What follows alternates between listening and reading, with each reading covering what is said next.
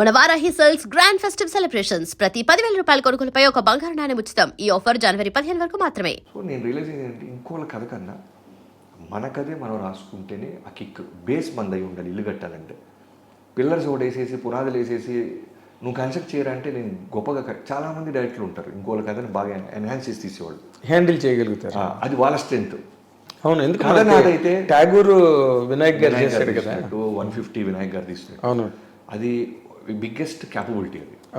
So నాకు ప్రాసెస్లో అర్థమైంది ఏంటంటే ఓకే నేనే అక్షరం పెడితేనే నేను ఎక్స్ట్రాడినరీ తీయగలుగుతున్నాను, ఎటు పడితే అది గేమ్ ఆడగలుగుతున్నాను.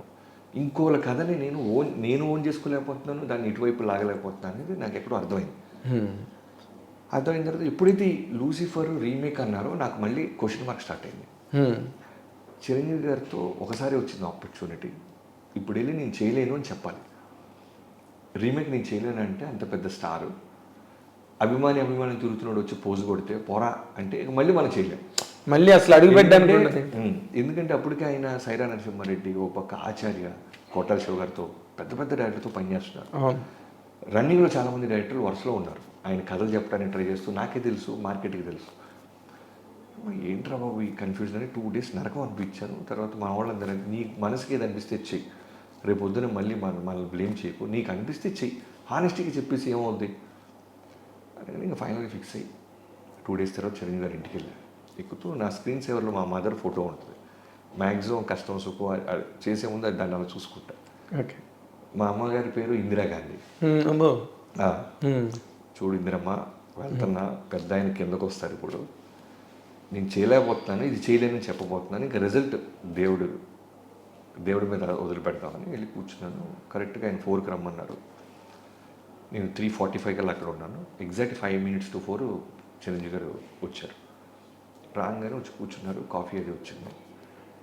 150 films చేశారు కదా, ఆయనకి తెలుసు వచ్చినోడు ఏదో చెప్పడానికి ఇబ్బంది పడతాడని పట్టేశాడు ఆయన. సినిమా టాపిక్ తప్ప అన్నీ మాట్లాడతాడు ఆయన. లూసిఫర్ చూసామనే తప్ప మిగతా అన్నీ మాట్లాడతాడు చిరంజీవి గారు.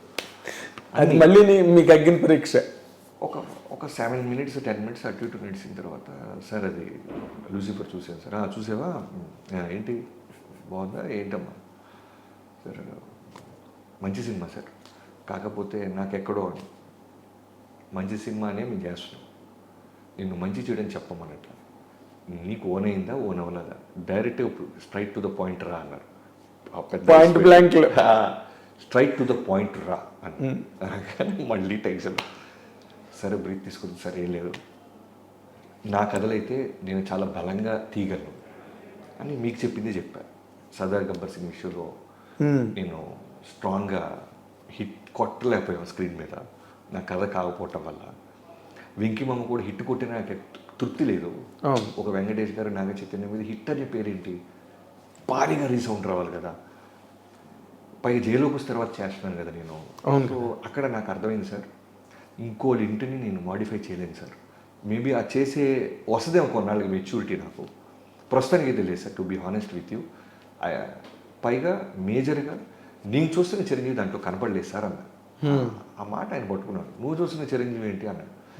ఇలా సార్ చిన్నప్పటి నుంచి చిరంజీవి అంటే ఒక బీటీ, గరణమూడు, గ్యాంగ్ లీడర్, ఒక స్వాగ్, ఒక ఎంటర్టైన్మెంట్, గోల, సరే వదిలేసి దాని గురించి డిస్కషన్ వద్దు, దానికి చాలామంది ఉన్నారు. నీకు ఊరికే రైటరు కదా, నువ్వు ఏదైనా ఓన్ చేసుకుంటావు అని అడిగాను తప్ప నాకు చాలామంది ఉన్నారులే బాబీ, దాని గురించి వదిలేసి అన్నారు. అనేసి తర్వాత అన్నీ ఏంటి ఇంకా అర్థమైంది, ఇక లేదు మనం చిరంజీవి గారితో మనతో ఏం చేయడానికి ఫిక్స్ అయిపోయాడు. అయిన తర్వాత బయటకు వస్తున్నప్పుడు సార్ ఒక ఫోటో తీసుకుంటాను మీతో అన్నారా.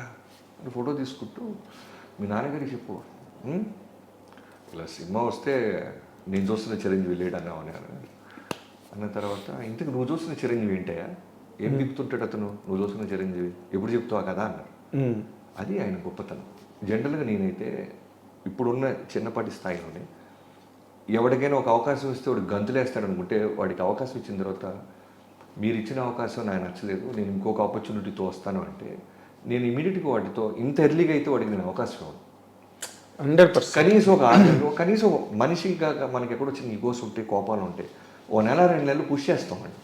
అవునా కలుద్దాం రా, రే తమ్ముడు కలుద్దాం రా, ఎంత గుడ్ ఇంప్రెషన్ ఉన్నా ఏది ఉన్నా సరే, అరే నువ్వు ఇప్పుడు నా కింద పనిచేసి చిన్న బాయ్ కూడా ఉన్నాడు, ఆయన పిలిచి అరే నా బ్యానర్లో నువ్వు సినిమా చేయరా అంటే అది గంతేస్తాడనే సమ్మర్ సాల్ట్ వేస్తాడని నా విజువల్ ఉంటే మీరు ఇచ్చారు బట్ ఇది కాదు, నేను ఒక కథతో వస్తానంటే ఎలా ఉంటుంది నాకు.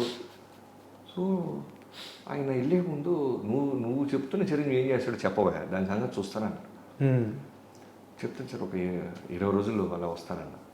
కట్ చేస్తే కరెక్ట్ 18వ రోజు మెసేజ్, 2 days ఉంది నీకు ఇంకా అని చిరంజీవి గారి దగ్గర. బా సో 20 రోజులు నాకు నా టీంకి అగ్ని పరీక్ష.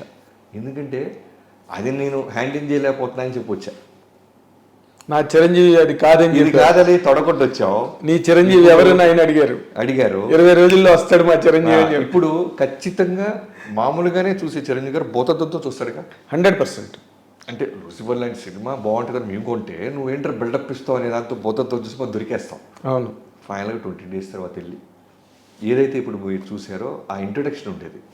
ఓ సముద్రపు దొంగ ఒక ఓడెళ్తుంటే అలా తాళ్ళేసి రోప్ ఎక్కి అలా ఒక బ్యాచ్. ఫస్ట్ నేను చెప్పిన విజువల్ ఏంటంటే సముద్రం మీద ఒక ఓడెళ్తుంది, కోస్టల్ గార్డ్స్ని లాక్ చేసి తీసుకెళ్తున్నారు, సరుకు ఏదో ఉంది, వెళ్తుంటే చిన్న పడవలు వచ్చి రోప్స్ అలా పడి బ్యాక్ షాట్ పెడితే తడుచుకుంటూ అలా ఎక్కుతున్నాడు. ఇతనితో పాటు ఒక 7 సుబ్బరాజు గారు, ఒక బ్రహ్మాజీ ఇలాంటి ఒక బ్యాచ్ ఎక్కి దూకారు. ఆ ప్లాట్ఫామ్ డెక్ మీదకి వెళ్ళి ఫైట్ ఇలా చెప్తున్నప్పుడు ఆయన మెల్లగా కళ్ళు అలా చూస్తూ ఎక్కడో నచ్చింది అనేది అర్థమవుతుంది ఆయనకి. లుంగి గింగి గట్టి చిన్న పిండి అలా వాళ్ళ ముందే మడతేసుకుంటూ చేతిలో నోట్లోంచి ఒక కత్తి తీసి చిన్న మూమెంట్తో డ్యాన్స్ వేసుకుంటూ ఫైట్ చేస్తాడు. ఇలా చెప్పుకుంటూ ఫస్ట్ హాఫ్లో ఒక 15 సీన్లు, సెకండ్ హాఫ్లో ఒక 10 సీన్లు చెప్పారు. అడ్జస్ట్ చేసి పోగేసి ఒక 50 నిమిషాలు చెప్పగలిగి మధ్యలో ఒక అరగంట తర్వాత నేను చేసిన తప్పు ఏంటంటే నువ్వు ఏ టైం కంఫర్ట్ అంటే 3 o'clock అన్నా.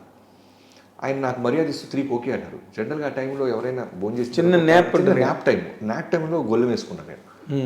ఆయన వింటూ మెల్లగా ఆ పెద్ద గుడ్లు అలా చిన్న మోదపడతలే. నాకేంటంటే ఇప్పుడు నేను బయటకు వచ్చి నేను అద్భుతమైన కథ చెప్పాను, కానీ ఆయన పడుకోవటం వల్ల కథ ఎక్కలేదంటే ఎవడో నమ్మడం. పోరా లప్పు ఈయన చెత్త కథ చెప్పుంటే నేను కథ చెప్తున్నాను బట్ వలసలో ఇదే. ఇప్పుడు వెళ్ళి నా వైఫ్కి ఏం చెప్పాలి, ఎందుకంటే పాపం తనకి నిద్రలేదు 20 రోజుల నుంచి. తనకి అన్నీ చెప్పా, చిరంజీవి గారితో ఇలా లూసిఫర్ వచ్చింది, నేను నువ్వు చెప్పి వస్తున్నాను, ఇలా కొత్త కథ చేస్తున్నావు అంటే పాపం ప్రతి దానికి పాపం స్టెప్గా నాకు సపోర్ట్ చేసేది. ఇప్పుడు నేనేం చెప్పాలి, నిద్రపోయాడమ్మా తను, ఆయన పడుకున్నారు అందుకే ఎక్కలేదంటే పోరా వెళ్తారు. వచ్చి బయట నా టీం పోనా గారికి చక్రికి వీళ్ళందరికీ చెప్పాలి, నేను బాగా చెప్పానే బాబు ఆయన ఎక్కడో నిద్రపోయారు. ఎక్కడో ఒక 3-4 minutes మెల్లగా అలా మోస్తున్నారు, మళ్ళీ కళ్ళు తెరిసి మెల్లగా వాటర్ అది తీసుకుంటున్నారు. అన్నీ జరుగుతున్నాయి. అయిపోయిందిరా బాబు జీవితంలో, ఇక లేదు నెక్స్ట్ హీరో ఎవరు రాలి, ఇక చిరంజీవి గారితో లేదురా అవకాశం, ఎక్కలేదు ఆయన నిద్రపోతాడు, డిస్కనెక్ట్ అయిపోయాడు కథగా అనుకుంటా. అయిన తర్వాత పడుకున్నాడు, మెల్లగా లేచారు. సరే అయితే ఒకసారి రంతులు చేసుకుని రేపు ఎల్లుండి కలుద్దాం అన్నారు. సరే వెళ్తుంటే కరెక్ట్ బయటకు వచ్చిన తర్వాత ఒక నిమిషం ఆగు అని కథ మొత్తం రంతులు చేస్తాడు ఆయన. బిగినింగ్ అలా వచ్చాడు, బోటు తాళ్ళు వేసి అలా ఎక్కారు, ఇలా వెళ్ళారు ఒక తమ్ముడి క్యారెక్టర్ ఇలా వెళ్ళారు. నేను ఎక్కడైతే కళ్ళు మూసుకున్నారన్నానో ఆ కళ్ళు మూసుకున్న సీన్స్ కూడా చెప్తున్నాడు ఆయన. మొత్తం చెప్తాడు ఆయన. ఇప్పుడు నేను బయటికి వెళ్ళి ఆయన నిద్రపోయాడని చెప్పలేను, వినేసాడు కథ మొత్తం ఆయన. మొత్తం నీకు అవకాశం కూడా మొత్తం అయిన తర్వాత ఓకే సరే అయితే రేపు ఉండవు. ఆ క్యారెక్టర్ అది నువ్వు అన్న చిరంజీవి క్యారెక్టర్ బాగుంది, మిగతా కథ మాత్రం సోల్ లేదు ఈ సినిమాకి. To be honest with you Bobby అన్నారు. సోల్ లేదు సార్, 20 రోజులు రెడీ చేశాను, మీరు ఓకే అంటే సోల్ క్రియేట్ చేస్తాను. సరే అయితే ఆలోచిద్దాం, క్యారెక్టర్ అది బాగుంది అన్నారు. వెళ్ళిపోయి నవీన్ గారు వెయిటింగ్ ఆల్రెడీ, మైత్రి నవీన్ గారు. ఎందుకంటే నిన్న ఆ సినిమా వెంకీమామ తర్వాత నేను నా మైత్రిలో చేయాలి. సో చిరంజీవి గారు పిలిచారు, చిరంజీవి గారి దగ్గరికి వెళ్తున్నాను, అన్ని అప్డేట్స్ చెప్తున్నా. అందుకని నవీన్ గారు వెంటనే ఆనందాన్ని నాకు సార్ క్యారెక్టర్ బాగుందన్నారు సార్, మన సినిమా ఉన్నట్టే అని చెప్పాను. నవీన్ గారు ఆనందంతో చిరంజీవి గారు ఫోన్ చేశారు, సార్ థ్యాంక్ యూ సార్ బాగుందని. ఆయన షాకు, ఆల్రెడీ బాగుందని ఇక్కడ చెప్పారు, క్యారెక్టర్ బాగుంది అన్నారు, కథ చేయాలి నవీన్ బట్ బాగుంది, వాడు చేయగలడు. ఇప్పుడే నేను ఎస్ చెప్పేస్తే ఎక్కడో రిలాక్స్ అవుతారు కుర్రోళ్ళు, క్యారెక్టర్ అది బాగుంది, వాళ్ళు ఫైర్ ఉంది బుడ్డోళ్ళు, let start this film, but నాకు కొంచెం టైం కావాలి. ఎందుకంటే ఆ వరల్డ్ క్రియేట్ చేయాలి, ఆ వరల్డ్ తనకు అర్థం అవ్వాలి, వరల్డ్ బాగా కుక్ చేయాలి. బట్ ఆ క్యాపబిలిటీ బాబీకి ఉంది, నాకు అర్థమవుతుంది తను చూసే పద్ధతి, తను మాట్లాడే పద్ధతి. ఈ సినిమా చాలా పెద్ద సినిమా చేస్తున్నాం బట్ కొంచెం దాచిపెట్టండి అన్నారు. నవీన్ గారు పాపం బోలా ఇలాగ చెప్పేశారు, సార్ ఆయన సినిమా చేస్తాడు సార్, ఇంకా అక్కడి నుంచి కాన్ఫిడెన్స్ అలా వాళ్ళు వేరే స్టార్ట్ అవ్వడం జరిగింది Okay. అక్కడి